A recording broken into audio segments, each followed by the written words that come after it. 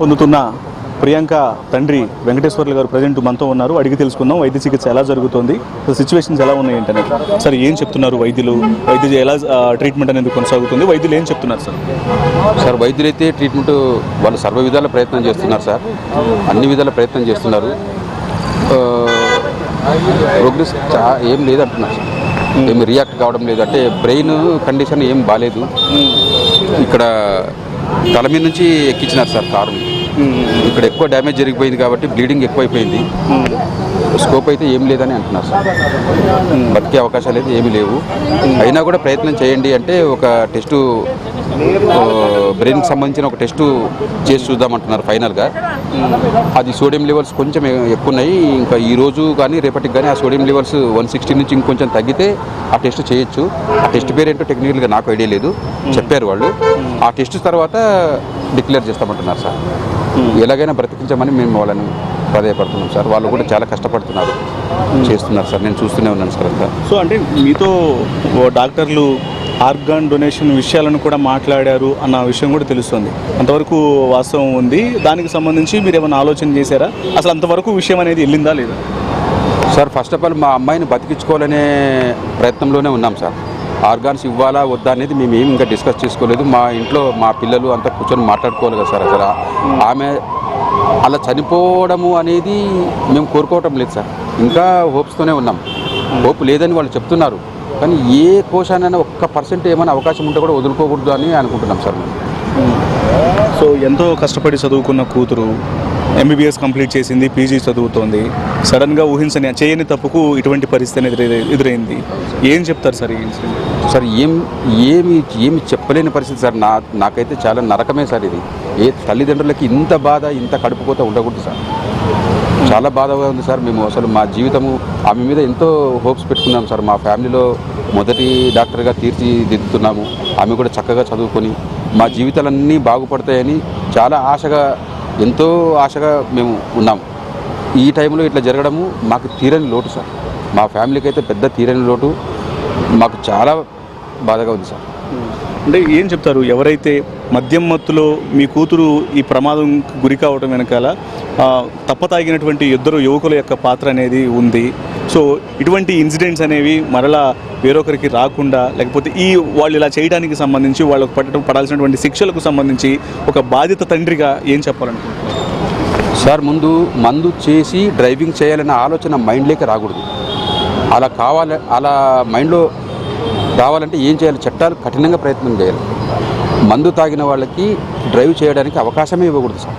Vehicle ఎక్కడ పట్టుకుంటే అక్కడ లాగేసుకోవాలి, కీ లాగేసుకొని వెహికల్ చేతికి ఇవ్వకుండా చాలా కొంచెం కఠినమైన శిక్షలు పెట్టాలి. లేకపోతే భయం ఎక్కడి నుంచి వస్తుంది సార్? ఇలాగే ప్రవర్తిస్తారు. ఇంత దారుణంగా ప్రవర్తిస్తే ప్రాణాలు పోయి ఎన్ని కుటుంబాలకి తీరని శోకాన్ని మిగులుస్తారు సార్.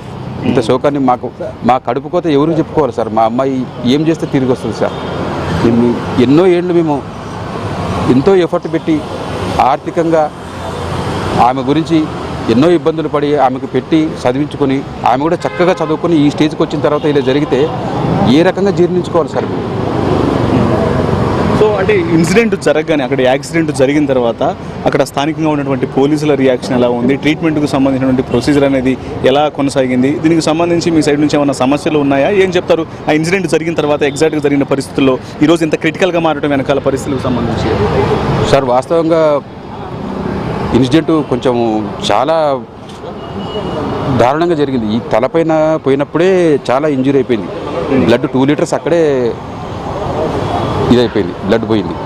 వెంటనే బ్లడ్ ఎక్కించి ఆమెకు ట్రీట్మెంట్ అంతా స్టార్ట్ చేశారు హాస్పిటల్లో.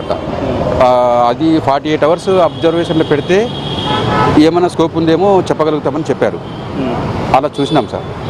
మా 48 అవర్స్ అయ్యేలోపే మేము ఒక 1 అవర్ ముందే సార్ ఏంటి పరిస్థితి, మేము హైదరాబాద్ కన్నా తీసుకెళ్తాము, మా అమ్మాయిని ఎలాగైనా బతికించుకుంటామని చెప్పి అడిగినాం సార్. కానీ వాళ్ళైతే ఏం స్కోప్ లేదు సార్, అవకాశాలు లేవు, అలాంటి ఇంజురీ జరిగింది, మీరు అక్కడికి పోయినా ఇదే ట్రీట్మెంటే, ఇట్లనే ఉంటుంది పరిస్థితి. అయితే ఆమె కూడా డాక్టరే కాబట్టి మేము డాక్టర్లేమే, మేము సర్వ విధాల ప్రయత్నం చేస్తున్నాము, స్కోప్ అయితే ఏం కనపడతలేదు అని చెప్పారు. అయినా మాకు ఇంకా ఆశ ఉండి ఎట్లాగానే బతికించుకోవాలి మా అమ్మాయిని హైదరాబాద్కి తీసుకొచ్చాం సార్. అంబులెన్స్ మాట్లాడుకుని దాంట్లో వెంటిలేటర్ పెట్టుకొని తెచ్చాం సార్ ఇక్కడికి. ఇక్కడికి వచ్చిన తర్వాత ఇక్కడ కూడా అన్ని రకాల టెస్టులు చేశారు. అన్ని రకాలుగా ప్రయత్నాలు చేస్తూనే ఉన్నారు సార్. ఇప్పటికీ హోప్స్ అయితే ఏం లేవని చెప్తున్నారు వాళ్ళు. సో ఈ విషయాన్ని వైద్యులు తెలియజేసిన తర్వాత మీ మిసెస్ పరిస్థితి కూడా చాలా క్రిటికల్గా మారిందన్న విషయాన్ని కూడా తెలియజేస్తున్నారు. ప్రస్తుతం ఆవిడ కండిషన్ ఎలా ఉంది, ఓవరాల్గా ఏం చెప్తారు సార్? అక్కడ రాజమండ్రి వెళ్ళిన తర్వాత అమ్మాయి పరిస్థితి, ఆ జరిగిన సిచ్యువేషన్, అక్కడ ఆ దృశ్యం చూసి మా మిస్సెస్ కూడా, అంటే వాళ్ళ అమ్మకి ఫిట్స్ వచ్చినాయి సార్. ఆమెను కూడా అక్కడే అడ్మిట్ చేసి ట్రీట్మెంట్ ఇప్పించి తీసుకొచ్చాం సార్. సో ఎటువంటి శిక్షలు పడాలనుకుంటున్నారు? ఏమో ఫైనల్గా చెప్పండి. ఎవరైతే కారకులు ఉన్నారో నిందితులకు ఎటువంటి శిక్షలు పడాలనుకుంటున్నారు? సో గవర్నమెంట్కు ఏం చెప్పాలనుకుంటున్నారు సార్? ఇటువంటి వాళ్ళకి చాలా చాలా కఠినమైన శిక్ష పడాలి. ఎందుకంటే ఇలాంటి తప్పులు చేయడానికి ఇంకొకరికి ధైర్యమే రాకూడదు. మనం ఎక్స్క్యూజులు చేయటము, ఏదో సాధారణ శిక్షలు వేస్తే మళ్ళీ ఇవి రిపీట్ అవుతాయి సార్.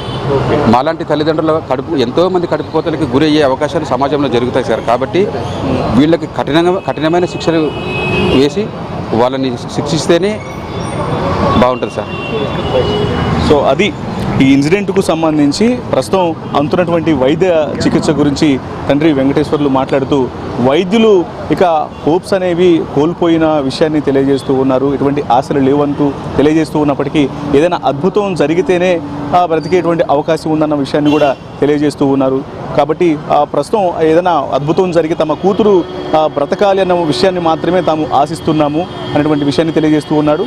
మరోవైపు ఎవరైతే ఈ యొక్క యాక్సిడెంట్కు కారకులు ఉన్నారో, మద్యం మత్తులో ఉన్నటువంటి ఇద్దరు యువకులకు కఠిన శిక్షలు పడితే ముందు ఇటువంటి ఘటనలు జరగకుండా కొంత ఆపగలిగేటువంటి అవకాశం ఉంటుందనేటువంటి విషయాన్ని కూడా తెలియజేస్తున్నటువంటి పరిస్థితి కనిపిస్తోంది. కెమెరా పర్సన్ రవితేజతో రత్నకుమార్, సికింద్రాబాద్ కిమ్స్ నుంచి.